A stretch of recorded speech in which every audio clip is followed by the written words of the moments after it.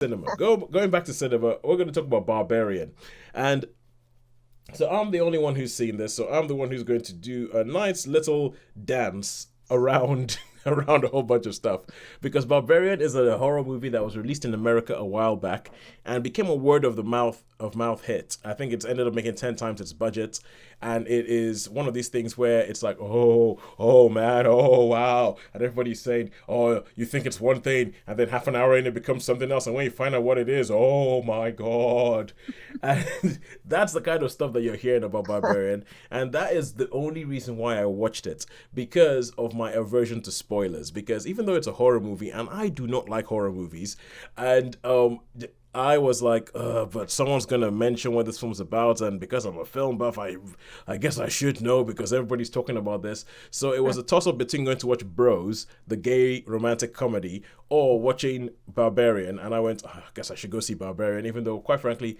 I probably would have preferred to see Bros, and hopefully maybe next week. And so this film starts off with a woman called Tess, and that she's played by Georgina Campbell, who is an up and coming British actress who has been in things like Black Mirror. I know her most for Black Mirror, and she's going for a job interview in Detroit. She arrives at night. It's raining, pouring rain, and she goes to the Airbnb that she's supposed to be staying in. And there's like a key safe thing, and puts the key safe in, tries to get the key, but the key's already gone. And so she knocks on the door and finds that there's somebody in the Airbnb. There's a man in the Airbnb. And he is already there. And he's like, oh yeah, I've booked this Airbnb. She's like, no, I've booked this Airbnb. So it seems like there's been some sort of conflict that she has to go into this house with a man that she doesn't know. And so... Love it, the villa.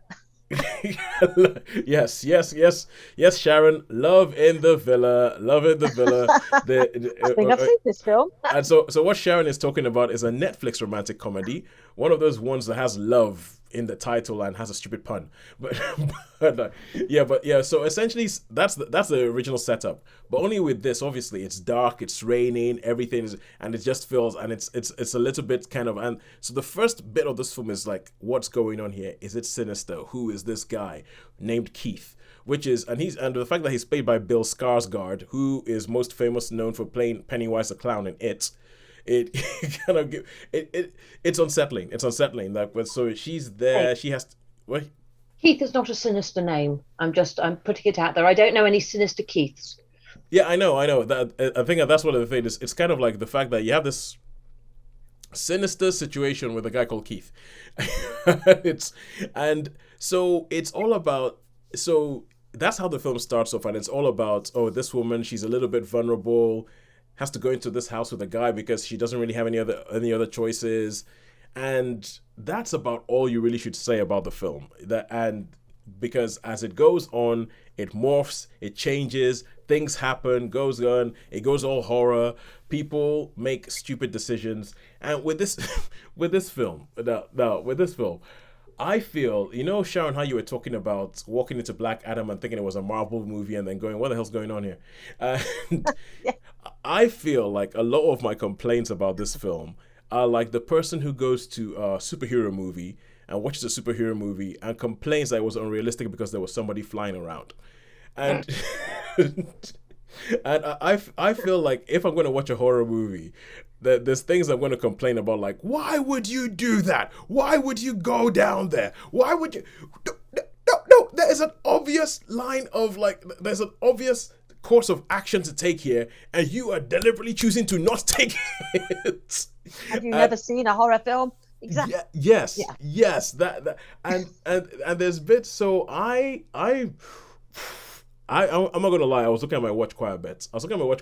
And I think because I did not enjoy watching this film. I did not enjoy watching this film, but I think the reason I did not enjoy watching this film is probably because it's quite effective at doing what it does. But I'm kind of like, building a sense of dread, building a sense of unease, all that kind of stuff.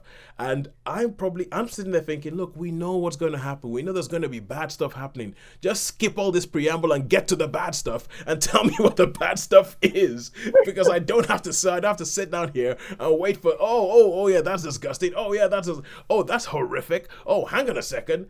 And there's a bit of this, and I'm trying very hard not to give what this film's away is, but there's a bit of this where it's a little bit like at the moment there's this TV show Dahmer about Jeffrey Dahmer, on Netflix, and I have serious issues with making entertainment out of a serial killer.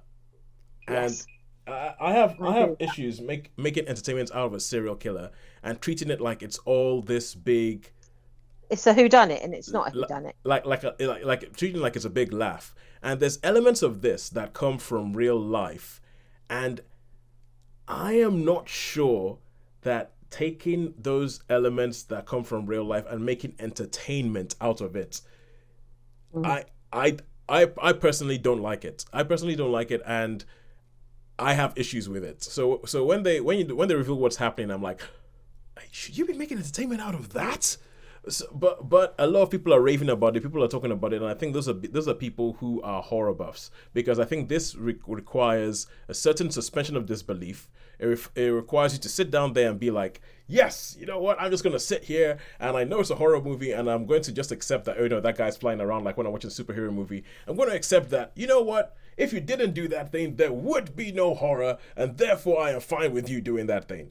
Personally, I'm not. I'm not, and it has just reinforced my ideas that no matter how raved about the film is, if it's a horror movie, it's probably not for me.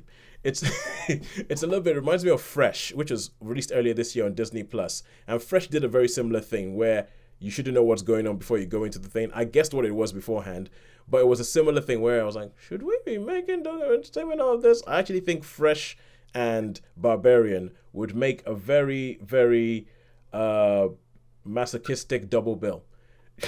because I think they have similar themes. So for me, I would give Barbarian a 3. I know there's a lot of people going 4, some people going to 5, some people saying one of the best films of the year. Not for me.